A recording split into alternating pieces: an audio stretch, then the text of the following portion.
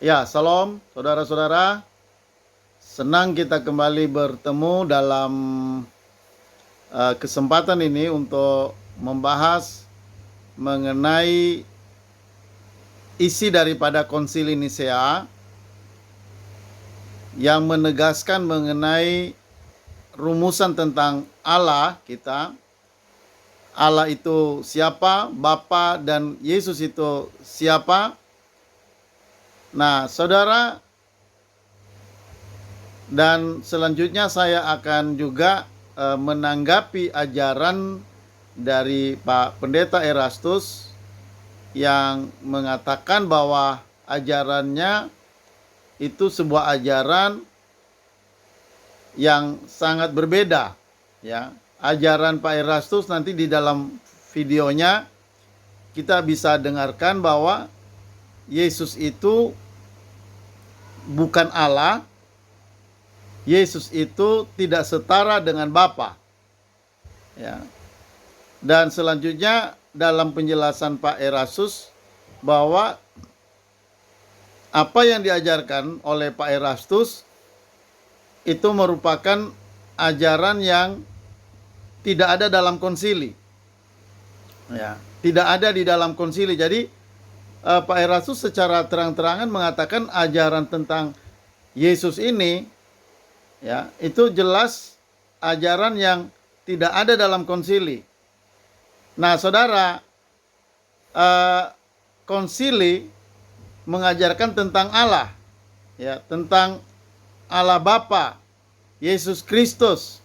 Nah, saudara, nanti di sini saya akan menyampaikan secara mendalam isi dari Konsili Nisea itu supaya kita paham, sehingga kita bisa melihat ada perbedaan besar antara ajaran tentang Yesus yang diajarkan oleh Pak Erastus dengan Yesus yang diajarkan oleh Konsili Nisea.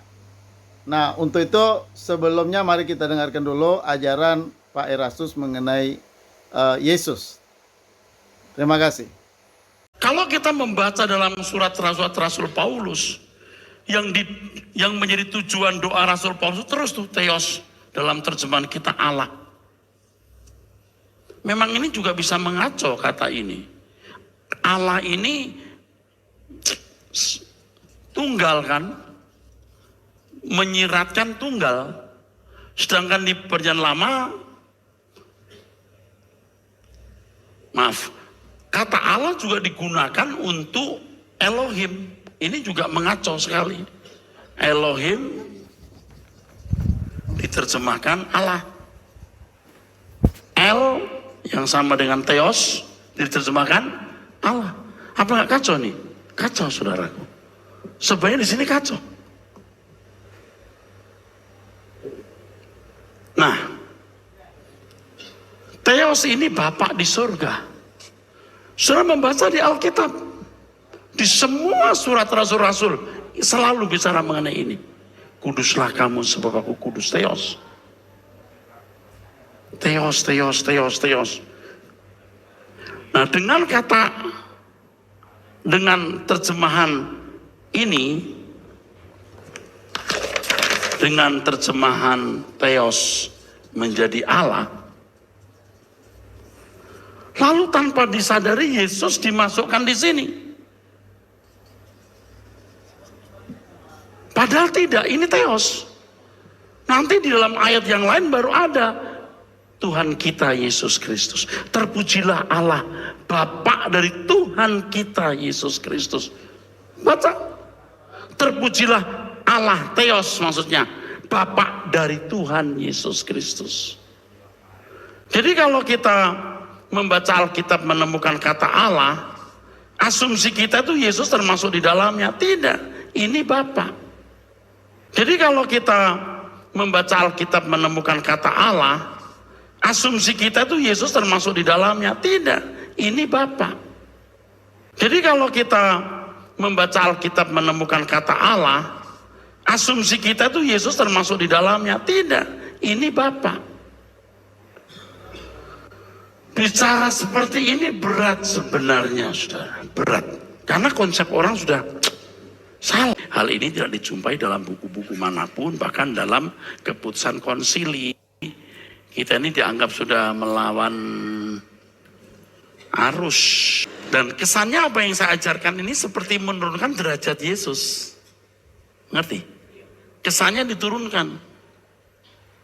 Faktanya memang Tuhan Yesus itu tidak sederajat dengan Bapa, itu kuncinya di situ. Kalau dikatakan sederajat dengan Bapa, nggak bisa. Yesus berkuasa memberikan nyawanya dan berkuasa mengambilnya kembali. Itu kan diartikan banyak orang dia punya kuasa dari dirinya. Tidak. Dia melepaskan haknya, exousia, hak. Dan dia menerima kembali hak itu. Kalau dia taat sampai mati, bahkan mati di kayu salib. Oleh sebab itu harus memahami dengan tepat setiap ayat sesuai dengan konteksnya, baru kita bisa melihat frame atau bingkai yang luas. Tapi kalau Yesus dianggap sejajar, juga punya kuasa, aduh, Roh Kudus juga rohnya, roh terpisah, kacau. Mengerti saudara? Nah, cuman sekali lagi, hal ini tidak dijumpai dalam buku-buku manapun, bahkan dalam keputusan konsili. Jadi kita ini dianggap sudah melawan arus. Saudara percaya? Sudah diberkati? Anda boleh tepuk tangan. Faktanya memang Tuhan Yesus itu tidak sederajat dengan Bapa, itu kuncinya di situ. Faktanya memang Tuhan Yesus itu tidak sederajat dengan Bapa, itu kuncinya di situ. Faktanya memang Tuhan Yesus itu tidak sederajat dengan Bapa. Ya, puji Tuhan, saudara. Kita akan belajar firman Allah. Ya, saudara, judulnya ya mengenal ya Konsili Nisea dan kontra dengan ajaran sesat. Ya, saudara, ini sangat penting kita pelajari ya, karena ini berbicara mengenai hal tentang Allah ya, hal tentang Allah. Saudara, Tuhan pernah mengecam umat Israel. Kenapa saudara? Karena orang Israel tidak mengenal Allah ya, dikatakan dalam Yesaya pasal 1 ya. Saudara, saya bacakan ayatnya sebagai pendahuluan kita pada pagi hari ini ya. Dalam Alkitab Yesaya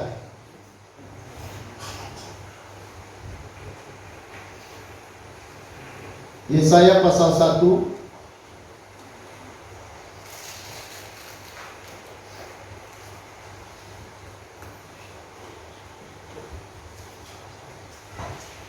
ayat 3 ya saudara. Ini sebenarnya apa?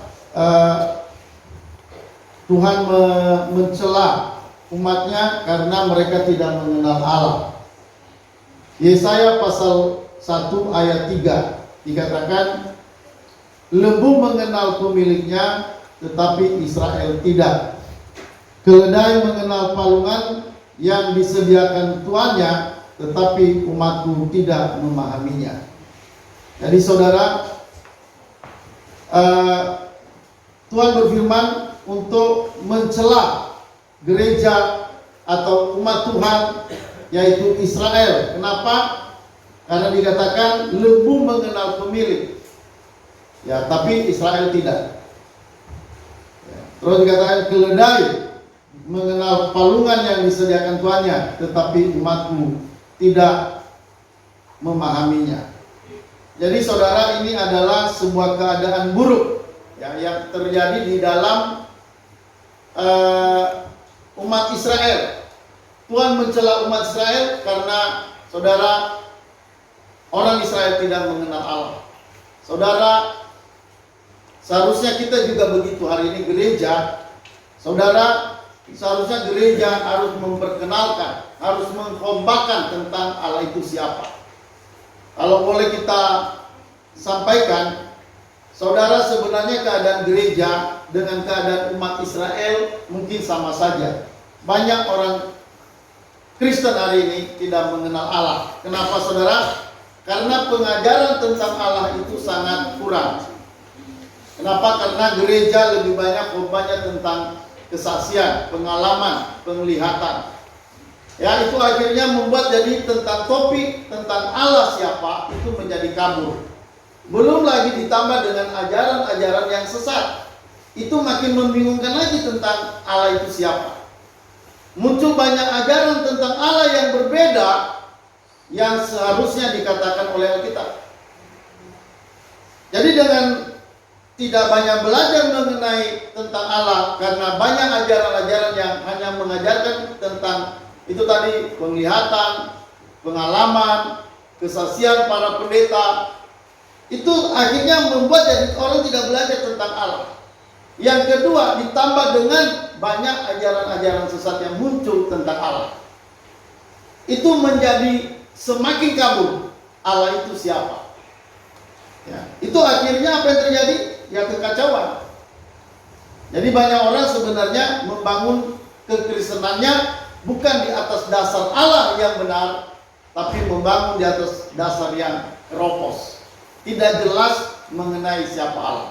Jadi saudara, gereja seharusnya harus dibangun di atas fondasi Allah itu siapa. Makanya waktu Yesus datang ke dalam dunia, dia berkata kepada para muridnya, menurut orang aku ini siapa? Ya. Dan menurut kamu aku ini siapa? Kita melihat bahwa Yesus begitu getol menyampaikan tentang siapa dirinya. Dia mempertanyakan sejak berapa lama mereka bersama Yesus. Lalu Yesus menyatakan, menurut kamu aku siapa? Menurut orang aku siapa? Pernah siapa? Filipus bertanya, ya, dikatakan guru, kalau bisa nyatakanlah, perkenalkanlah Bapa itu kepada kami. Apa kata Yesus? Filipus, sudah sekian lama engkau bersamaku, tapi sekarang kamu juga masih belum mengenal. Kalau kamu sudah mengenal aku, itu artinya kamu sudah mengenal Bapa. Nah saudara, itu berbicara tentang apa semuanya? Itu berbicara tentang Allah. Tapi itu yang saya katakan tadi, persoalannya karena kita sudah senang dengan khotbah-khotbah sifatnya kesaksian, pengalaman, mukjizat, kesembuhan. Ya. Saudara, kita sudah senang dengan ajaran itu, sehingga ketika ajaran-ajaran yang sifatnya doktrin, kita udah jadi seperti begitu sulit menerimanya. Makanya, saudara, ini sebenarnya hal yang patut disayangkan. Ya, patut disayangkan. Kenapa? Karena banyak orang Kristen sebenarnya, terus terang kalau kita mau tanya, kita cek Allahnya yang dipercaya itu siapa, banyak hal tidak jelas. Jadi saudara, jangan sampai kita bertahun-tahun jadi orang Kristen, tapi mengenal Allah pun masih kabur, tidak jelas. Oke, saudara, kita akan lanjut dengan materi kita pada saat ini. Ya.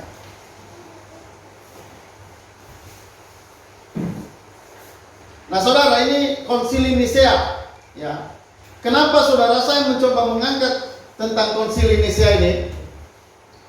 Karena saudara saya mau mengajarkan tentang Allah itu menurut konsili Nisea. Ya. Nah saudara, nanti kita akan bandingkan dengan ajaran yang diajarkan oleh Pak Erastus. Karena salah satu yang menonjol mengajarkan tentang Allah dalam kekristenan hari ini adalah ajarannya Pak Erastus. Dan itu harus kita pahami dengan jelas. Jadi saudara, nanti kita bisa lihat, kita bandingkan dengan ajaran dari konsili Nisea. Kita pernah mendengarkan konsili, tapi kita mungkin kabur dengan isi dari konsili itu apa? Apa sebenarnya isi dari konsili itu? Apa itu konsili Nisea itu? Nah saudara, mungkin bagi gereja agak akrab mengenai kata konsili. Apa itu konsili? Tapi sebenarnya tidak memahami isi konsili itu apa. Ya, oke saudara. Jadi kita perlu belajar apa itu konsili Nisea. Nah saudara, perhatikan dalam pendahuluan, melihat ajaran sesat yang luar biasa berkembang pada masa kini. Misalnya ajaran pendeta Erastus Sabdono, di mana ajarannya mengenai Tritunggal sangat berbeda dengan ajaran yang diwariskan oleh para rasul pada gereja. Maka karena itu ada pentingnya kita belajar untuk memahami ajaran yang telah dirumuskan oleh bapak-bapak gereja khususnya tentang Konsili Nisea tahun 325 Masehi. Jadi karena saudara, kenapa Konsili Nisea? Karena di dalam Konsili Nisea ini merumuskan, ya, merumuskan saudara tentang Allah kita itu siapa. Ya.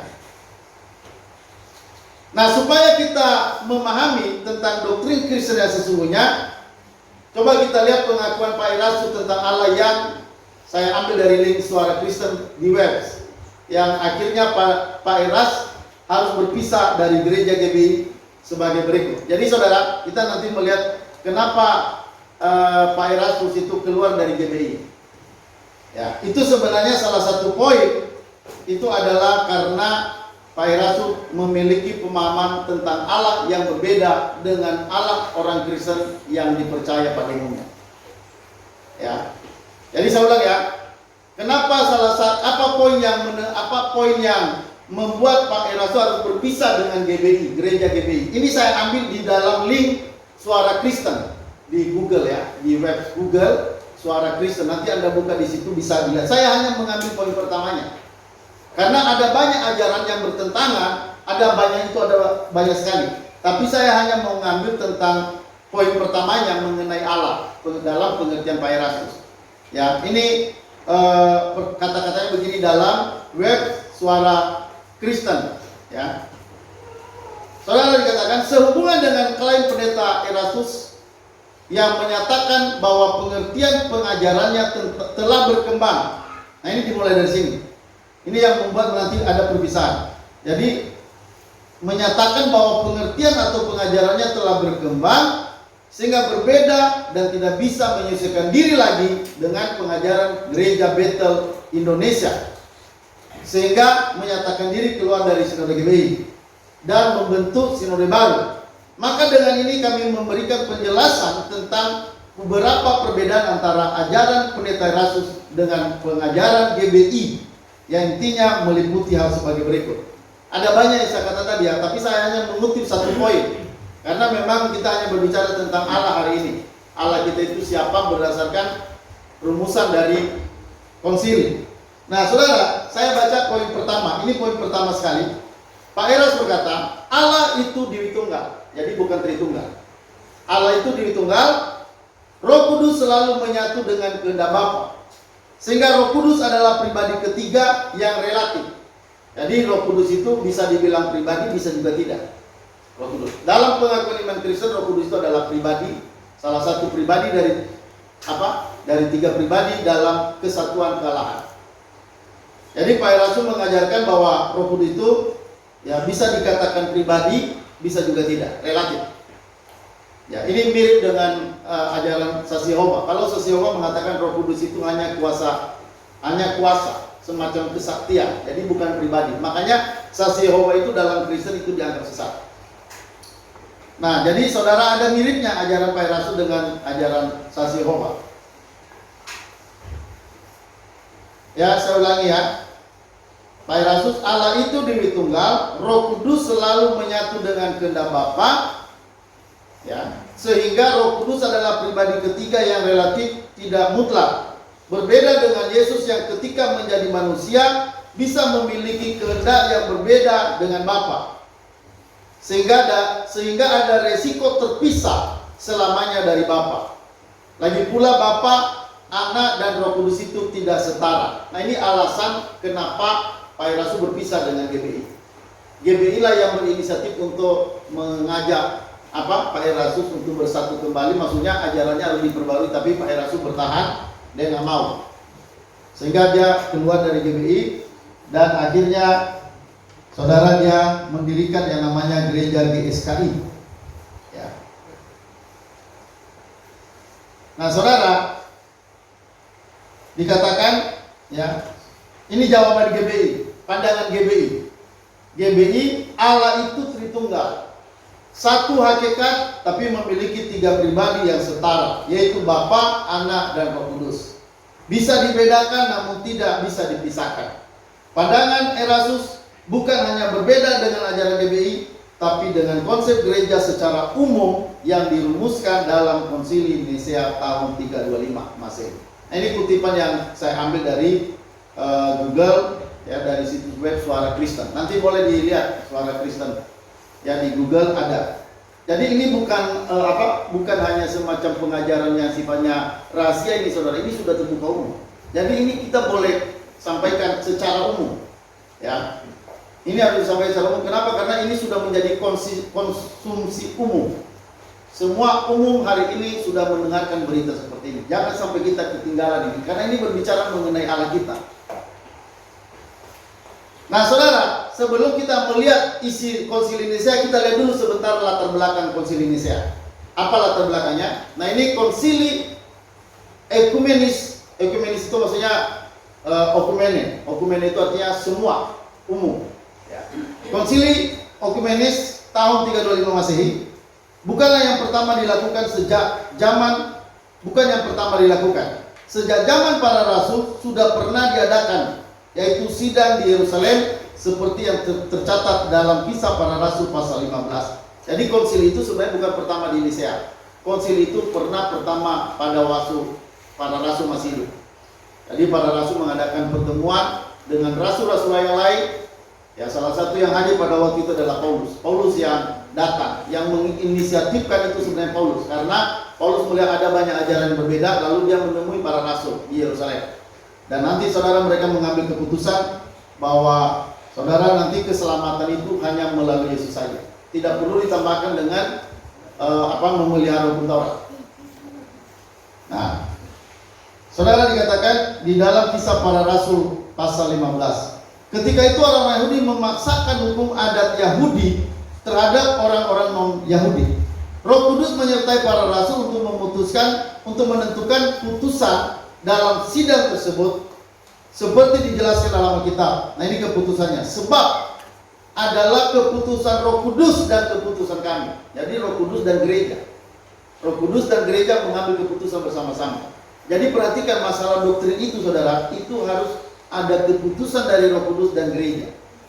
Ya, jadi nggak bisa hanya keputusan semua gereja lokal. Ya. Ini gereja korporat, gereja yang umum. Nah, dikatakan sebab adalah keputusan Roh Kudus dan keputusan kami supaya kepada kamu jangan ditanggungkan lebih banyak beban daripada yang perlu dari ini. Ya. Jadi saudara, di sini kita belajar bahwa ajaran gereja bukan ajaran perorangan. Itu harus diperhatikan ya. Ajaran gereja itu bukan lahir dari ajaran perorangan. Ya, siapapun pendeta, mungkin dia udah punya gelar doktor, ya MTH dan sebagainya. Kalau ajarannya tidak sesuai dengan ajaran korporat gereja, ingat, karena ajaran itu bukan ajaran perorangan, itu ditolak. Ya, kalau tidak sesuai dengan ajaran yang didukung oleh komunitas gereja pada umumnya. Nah, saudara perhatikan. Saya ulang, dari sini kita belajar bahwa ajaran gereja bukanlah ajaran perorangan, namun dalam komunitas, dan Roh Kudus selalu menyertai gerejanya sejak zaman para rasul hingga sekarang. Nah, ini konsili apa? Konsili Nicea. Mula-mula konsili Ekumenes tahun 325 akan diadakan di kota Ankara, namun dipindahkan ke kota Nicea. Salah satu pertimbangan Kaisar Konstantin memindahkan lokasi konsili karena uskup Ankara yang bernama Marcellus sangat ekstrim anti-Arian. Ya, sangat ekstrim anti-Arian. Arian ini nanti pelopor yang tentang ajaran bahwa Yesus itu bukan Allah. Arian, ya. Di sini kita bisa melihat bahwa Kaisar Konstantin lebih condong kepada Arius. Ini membantah tuduhan bahwa Yesus diangkat menjadi Tuhan karena ada perintah Kaisar Konstantin. Pada Kaisar justru condong ke kelompok yang menolak keilahian Kristus. Ya, jadi karena kenapa dipindahkan dari Ankara dipindahkan ke Nicea itu tadi karena ada semacam politik di dalam. Ya, ada politik sehingga supaya tidak terganggu acara pertemuan ini dalam perumusan tentang Allah itu, maka akhirnya dipindahkan di Nicea. Makanya nanti muncullah yang namanya Konsili Nicea. Ya. Nah, ayat bagian selanjutnya, Konsili Nicea diadakan pada tanggal 20 Mei yang sampai 19 Juni 325 Masehi, 20 Mei. Itu hari apa itu kalau 20 Mei kalau di Indonesia? 5 Mei ya. Hari apa? Waduh, nggak tahu ya sejarah. Saya juga nggak tahu. Hah? Ya, oke ya. Konsili Nicea diadakan pada tanggal 20 Mei sampai 19 Juni 325 Masehi. Konsili ini dihadiri oleh 318 uskup dari seluruh dunia. Ya, 300 berapa? 18. Ini versi, ada beberapa versi ya. Ini juga ada yang bilang 200 berapa. Ya, tapi tak usah terlalu terganggu dengan ini. Konsili ini dihadiri oleh 318 uskup dari seluruh dunia. Perlu diketahui juga sejak zaman para rasul hingga abad kelima, gereja masih satu doktrin. Jadi perhatikan dari gereja mula-mula sampai abad kelima, gereja itu masih satu doktrin. Nah, saat itu ada 5 pusat kekristenan atau kepatriarkan, yaitu Yerusalem. Nah, ini pusat-pusat gereja pada waktu itu: Yerusalem, Antioquia, Roma, Alexandria, dan Konstantinopel. Jadi ada 5 pusat tentang kekristenan pada masa abad pertama sampai abad kelima. Ya. Nah, setiap pusat tersebut memang menyelenggarakan gerejanya sendiri-sendiri, namun itu hanya wilayah yurisdiksi. Yerusalem untuk wilayah tanah suci dan sekitarnya. Jadi pusat waktu itu salah satunya Yerusalem, ya, dikatakan wilayah tanah suci dan sekitarnya. Antioquia, yang pusat gereja di Antioquia untuk wilayah timur. Terus Roma, pusat Roma untuk wilayah Eropa Barat, dan Alexandria untuk wilayah Afrika, dan Konstantinopel untuk wilayah Eropa Timur. Jadi ada 5 pusat tentang kekristenan pada waktu itu, ada 5 wilayah. Ya. Jadi sistemnya otonom kolegial. Masing-masing gereja juga meneruskan ajaran rasuli seperti Yerusalem meneruskan ajaran Rasul Yakobus.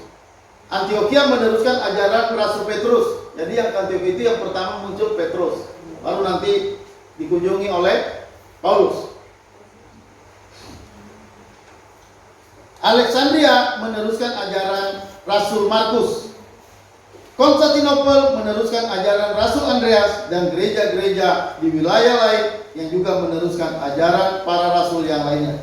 Jadi ketika bertemu di Konsili Nicea, ajarannya masih sama karena bersumber dari satu, yaitu Tuhan Yesus Kristus, yang kemudian disebarkan oleh para rasul. Sekalipun ada perbedaan-perbedaan kecil, tetapi masih bisa didialogkan. Hasil dari Konsili Nicea adalah pengakuan iman yang selama ini kita kenal hanyalah pengakuan iman rasuli. Ya, pernah dengar ya pengakuan iman rasuli. Tapi perhatikan ya, itu adalah pengakuan iman gereja lokal di Roma. Jadi pengakuan iman rasuli itu bukan konsili, bukan umum, saudara. Ya, itu hanya untuk gereja lokal Roma. Nah, ini yang semalam Protestan mewariskan ini. Tapi sebenarnya perhatikan, selama ini kita kenal hanya pengakuan iman rasuli. Itu adalah pengakuan iman gereja lokal di Roma. Sedangkan pengakuan iman Nicea adalah pengakuan iman yang diakui seluruh gereja sebelum perpecahan. Pengakuan iman Nicea masih belum membahas mengenai Roh Kudus. Pembahasan mengenai Roh Kudus baru dilakukan tahun 381 Masehi di Konsili Konstantinopel. Makanya nanti ada Konsili Nicea Konstantinopel 381. Ya. Dalam konsili ini juga dilakukan penyempurnaan pengakuan iman Nicea sehingga dikenal dengan pengakuan iman Nicea Konstantinopel. Jadi itu sejarah singkatnya, latar belakangnya, ya, biar tahu nih ya. Jadi kita itu bukan hanya tahu tentang pengalaman orang, kesaksian orang, tapi kita benar-benar tahu apa sebenarnya isi, ya, tentang konsili Nicea itu. Karena ini punya pengaruh kemudian sampai ke kita. Ya. Nah, saudara perhatikan, mengapa gereja perlu memiliki pengakuan iman? Ya, kenapa nanti harus sampai ada konsili? Nah, perhatikan, ini bertujuan untuk menegaskan iman yang dipercayai oleh gereja. Pengakuan iman itu dibuat karena saat itu gereja menghadapi ajaran sesat. Ya, jadi masalahnya kenapa ada konsili? Itu karena ada ajaran sesat.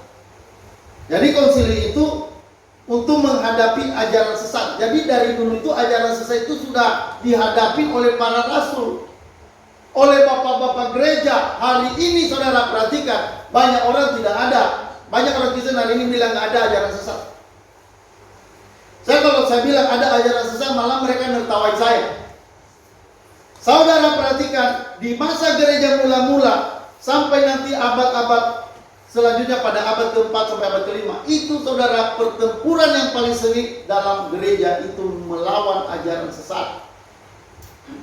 Hari ini di gereja gak ada bilang ajaran sesat. Kenapa? Karena kita bilang semua pendeta ya mana mungkin sesat. Kita berpikir begitu. Tapi di gereja mula-mula sampai pada abad-abad permulaan nanti sampai abad ke-4, abad ke-5, itu perlawanan yang sengit itu sampai nanti ada keterpaksaan harus ada perkumpulan pertemuan para pemimpin-pemimpin gereja di seluruh dunia. Untuk apa? Itu untuk melawan ajaran sesat. Jadi ajaran sesat itu nggak bisa diabaikan. Bahkan Yesus juga kita tahu bahwa Yesus itu sampai berkali-kali menyatakan, waspadalah, ya, sebab akan ada orang-orang yang Mesias palsu. Mereka memakai namaku dan sebagainya. Saudara, Yesus sendiri juga menegaskan begitu. Jadi melawan ajaran sesat ya di dalam gereja mula-mula dan dalam perkembangan gereja selanjutnya itu pertempuran yang sangat luar biasa. Maka seperti saya terus terang ya saya akan banyak untuk berbicara hal ini. Karena banyak orang hari ini merasa bahwa tidak ada itu ajaran sesat. Ya, mereka pikir semua gereja itu benar. Nah saudara, mengapa perlu yang memiliki pengakuan iman? Itu tadi karena ada ajaran sesat yang masuk ke dalam gereja. Ya, nah saudara, kita lihat di sini pertama, di mana tahun 325 ya menghadapi ajaran sesat Arius. Ya. Nanti Arius ini berkembang Sasihopa. Ya, kalau sekarang masa sekarang bukan Arius namanya, sekarang itu Sasihopa. Yang mengatakan firman Allah diciptakan. Yesus, firman Allah diciptakan. Dan tahun 381 menghadapi ajaran sesat Makedonius yang mengatakan Roh Kudus itu diciptakan. Ya. Sehingga perlu ada pengakuan iman untuk membentengi gereja dari ajaran sesat yang dapat merongrong keutuhan gereja. Jadi ini sangat dibutuhkan. Saudara, kalau pada masa dulu saja gereja mula-mula ya sudah membutuhkan ya ajaran rumusan tentang Allah itu yang melalui konsili, apalagi zaman sekarang. Karena ajaran itu tidak mungkin bisa dibunuh, ajaran itu. Nggak bisa ajaran itu diberhentikan. Karena habis Arius waktu itu dicap dia sebagai bidat, dia langsung pergi ke daerah lain melakukan pelayanan. Jadi ajaran-ajaran seperti ini nggak bisa dimusnahkan, nggak bisa dibinasakan. Ajaran itu akan terus ada. Jadi ajaran-ajaran sesat hari ini itu ajaran-ajaran sesat, bukan ajaran sesat yang baru. Ajaran sesat yang hari ini muncul itu ajaran sesat yang lama muncul kembali. Ya, nah ini perlu diperhatikan baik-baik. Nah saudara, sekarang kita melihat pengakuan iman Nisea. Berikut bunyi pengakuan iman Nisea Konstantinopel yang diakui oleh semua gereja di seluruh dunia. Nah ini kita lihat ya. Nah ini, aku percaya pada satu Allah. Ya, ini pengakuan iman Nisea. Aku percaya kepada satu Allah, Bapa yang Maha Kuasa, pencipta langit dan bumi, segala yang kelihatan dan yang tidak kelihatan. Ya, baru selanjutnya, dan kepada satu Tuhan Yesus Kristus, Anak Allah yang tunggal, yang lahir dari Sang Bapa sebelum ada zaman, Allah dari Allah. Perhatikan ya, itu jadi jelas kan? Yesus itu siapa? Allah dari Allah, terang dari terang, Allah yang sejati dari Allah yang sejati. Ini pengakuan mereka itu sangat tegas ini. Diperanakan bukan dibuat, sehakikat dengan Sang Bapa yang dengan perantaranya segala sesuatu dibuat, yang telah turun dari sorga untuk kita manusia dan untuk keselamatan kita, dan menjadi daging oleh Roh Kudus dari anak darah Maria dan menjadi manusia, yang disalibkan bagi kita di bawah pemerintahan Pontius Pilatus, menderita dan dikuburkan, yang bangkit pada hari ketiga sesuai dengan isi kitab-kitab dan naik ke sorga, yang duduk di sebelah kanan sang Bapa, dan akan datang kembali dengan kemuliaan untuk menghakimi orang yang hidup dan yang mati, yang kerajaannya takkan berakhir. Aku percaya pada Roh Kudus yang jadi Tuhan dan yang menghidupkan, yang keluar dari sang Bapa dan sang Anak, yang bersama-sama dengan sang Bapa dan sang Anak disembah dan dimuliakan, yang telah berfirman dengan perantaran para nabi. Aku percaya satu gereja yang kudus dan am dan rasuli. Aku mengaku satu baptisan untuk mengampuni dosa. Aku menantikan kebangkitan orang mati dan kehidupan di zaman akhir yang akan datang. Nah ini ya, ini konsili Nicea ini sudah gabung dengan Konstantinopel ya 381. Karena kalau di Nicea belum ada perumusan tentang Roh Kudus. Nah kita lihat tadi pengakuan iman Nicea ini kan ada tentang Roh Kudus. Jadi sebenarnya itu sudah gabung dengan konsili Nicea dengan Konstantinopel 381. Ini isinya. Jadi jelas ya, mereka membuat rumusan ini. Kenapa harus membuat rumusan ini? Ya itu tadi karena ada banyak ajaran sesat masuk. Jadi munculnya pengakuan iman, munculnya pengakuan iman Nicea, nanti juga iman Klasedon, Athanasius dan sebagainya, itu melawan ajaran sesat semua itu. Nah hari ini saya mau katakan jarang ada gereja yang membicarakan ajaran sesat. Makanya saudara banyak sekali gereja yang ketipu. Jadi dia nggak tahu pendeta yang mengajar itu sesat. Saudara, bagaimana kita melihat seorang pendeta itu sesat atau tidak? Saudara perhatikan, ini baik-baik ya, perhatikan baik-baik. Ini bukan dari dia baik atau tidak.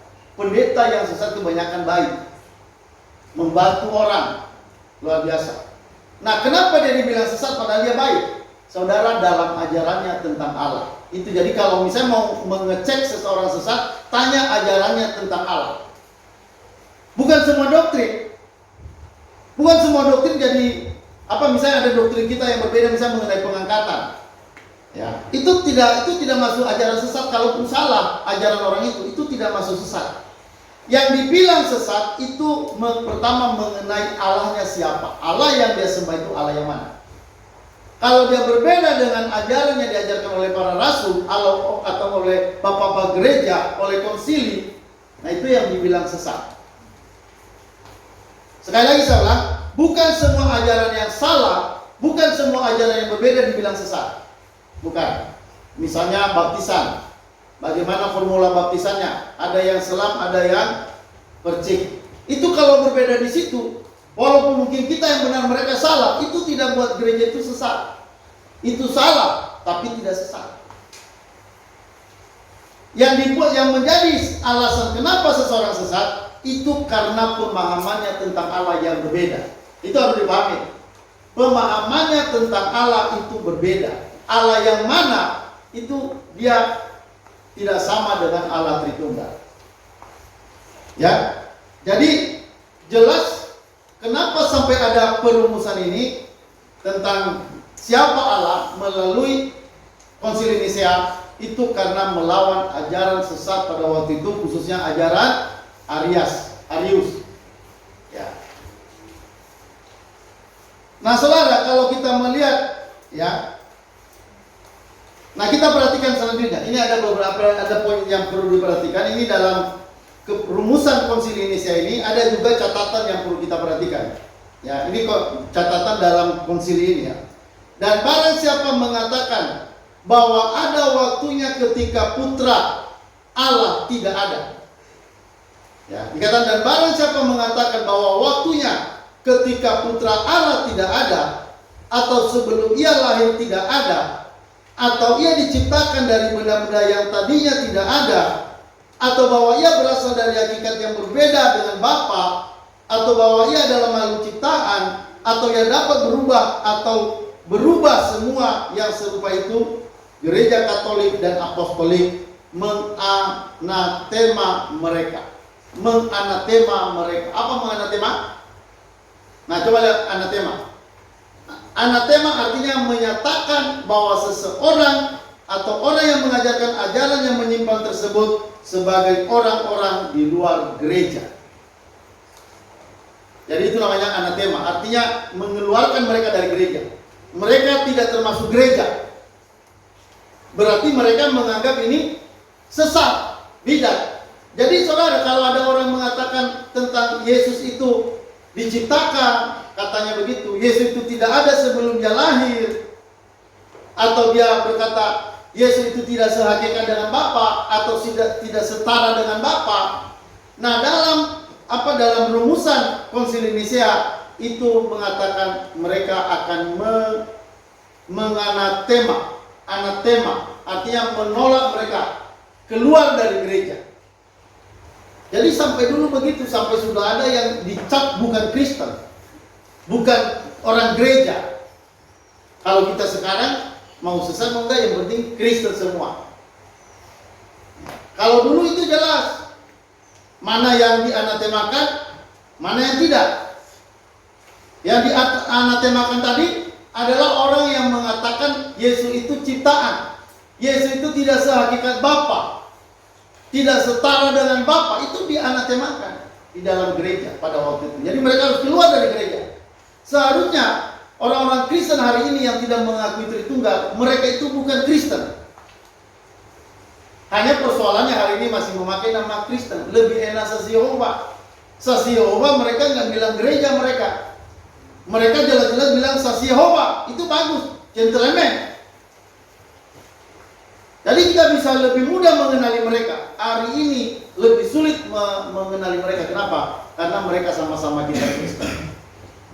Lebih mudah mengenali ajaran saksi Yehova. Karena mereka kalau datang, mereka bilang mereka dari mana? Dari balai kerajaan katanya. Jadi nggak malu-malu lagi mereka berbicara. Mereka dari balai kerajaan. Ya. Mereka punya buku pengawal menara pengawal. Itu buku-buku mereka itu. Jadi lebih mudah. Kalau nanti misalnya ada di Google ya, ada tentang saksi Yehova, harus dilihat itu ya. Itu bukan kita itu. Jangan nanti mengambil ajaran dari sana. Karena di Google mereka juga ada. Mereka juga berbicara tentang Alkitab. Mereka juga berbicara tentang Yesus. Mereka akui juga Alkitab itu firman. Nah, kalau kita nggak cerdas dalam membedakan, habis kita di situ.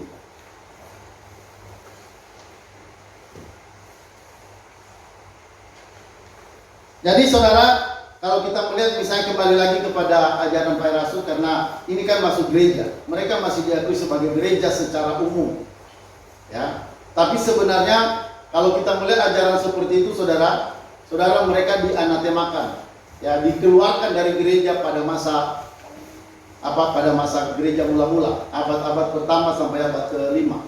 Itu mereka dianatemakan, disingkirkan dari gereja. Ya.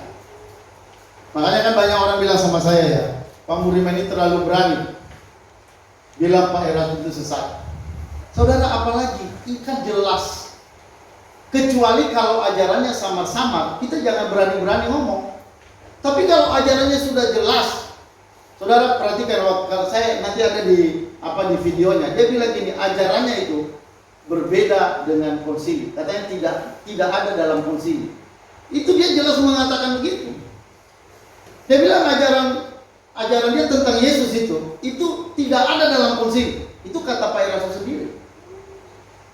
Dia sudah terang-terangan ngomong begitu. Itu kalau nanti lihat di videonya, itu jelas-jelas dia mengatakan ajarannya tidak ada di dalam konsili, dan ajarannya menentang semua pandangan gereja pada umumnya. Terus dikatakan tidak ada pada buku-buku. Maksudnya tidak ada pada buku-buku teologi. Itu pernyataan yang sangat jelas.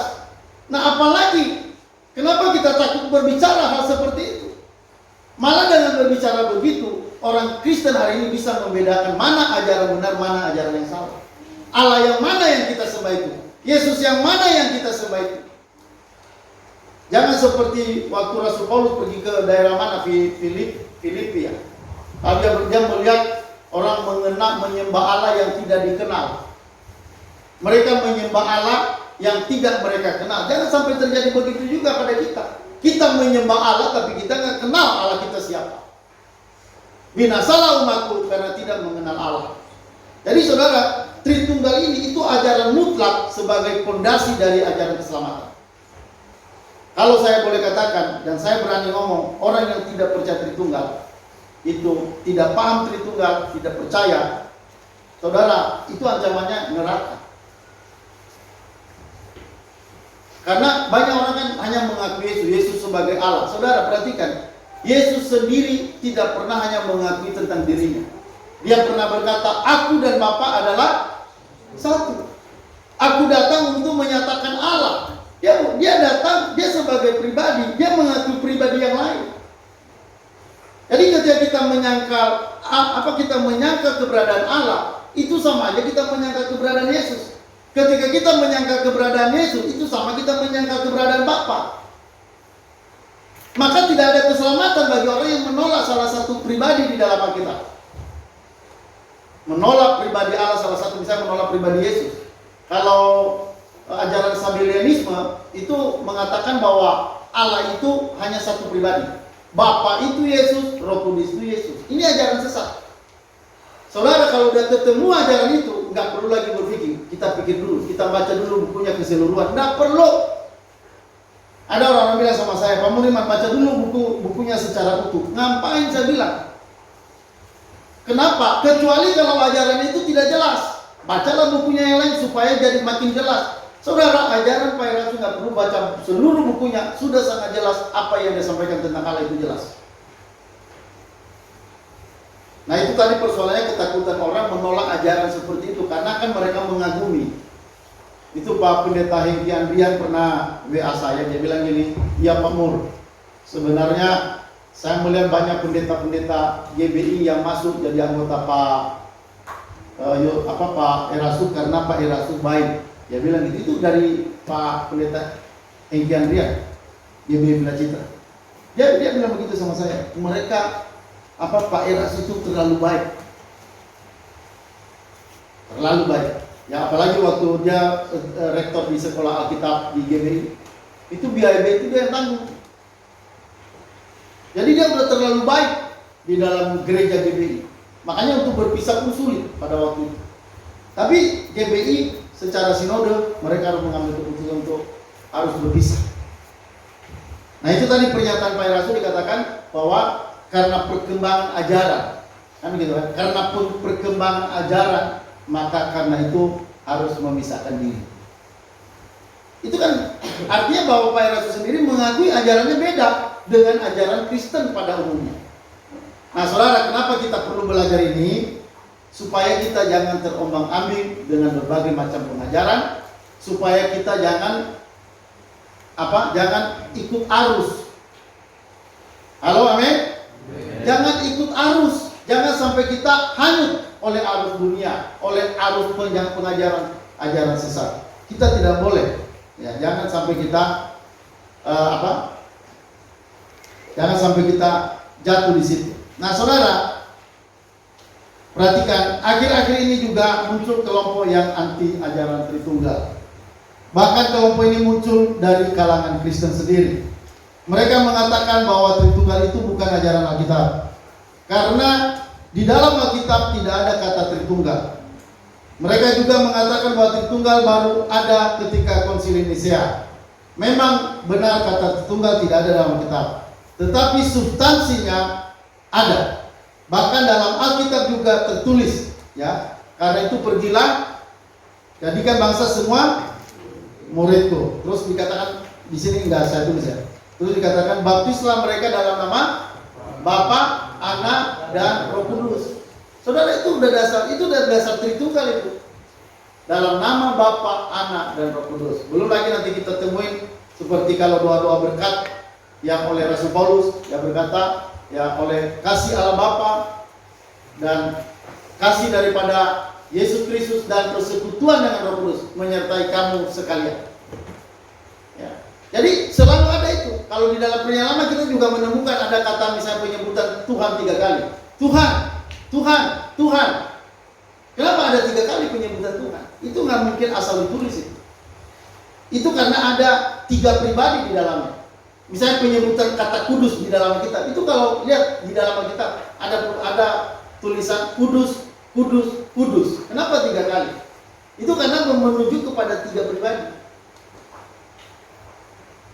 Ya, jadi ini sebenarnya ajaran ini memang ya gampang-gampang susah. Karena banyak orang terjebak di sini, tersesat di sini. Makanya kita di sini harus jelas berbicara hal ini. Harus jelas dan tidak boleh menyembunyikan ajaran seperti ini. Ya. Nah, saudara lanjut. Ajaran Tritunggal ini dihayati sejak zaman para rasul. Salah satu dokumen yang mencatat tentang penghayatan dan pemujaan terhadap Tritunggal adalah kematian Polikarpus dari Smyrna. Polikarpus adalah murid langsung dari Rasul Yohanes. Dia memuja Tritunggal saat menjalani hukuman mati dengan dibakar hidup-hidup karena imannya.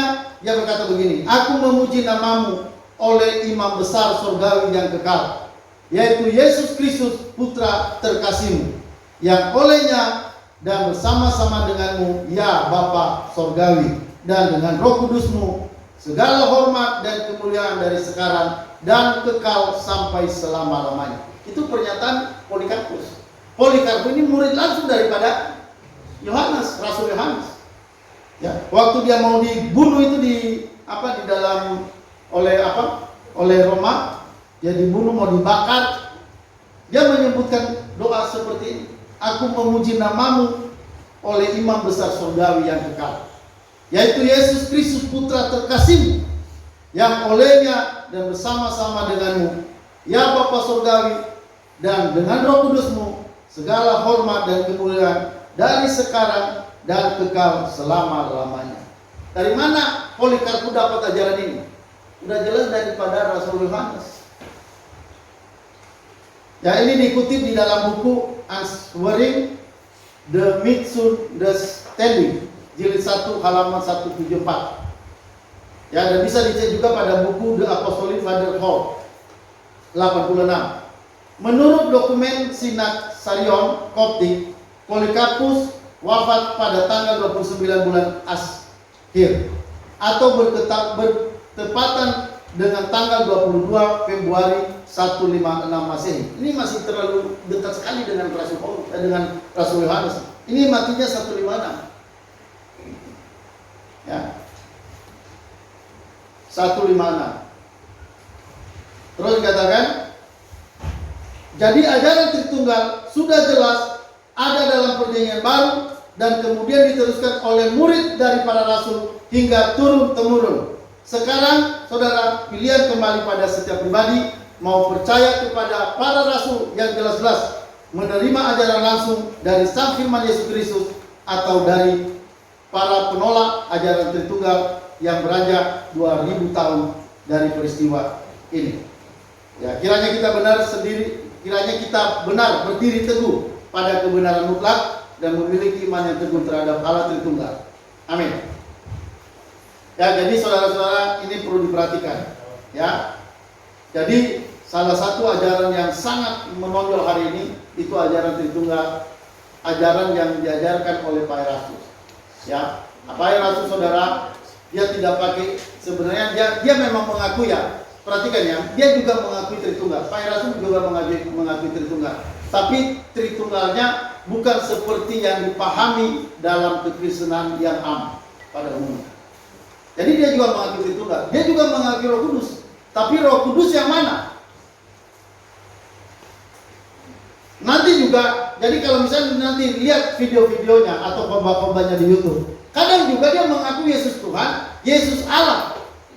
Tapi perlu dipertanyakan, Allah yang mana? Allah yang diajarkan Pak Rasul, Allah yang Yesus itu lebih rendah dari Bapa. Yesus itu tidak setara dengan Bapa.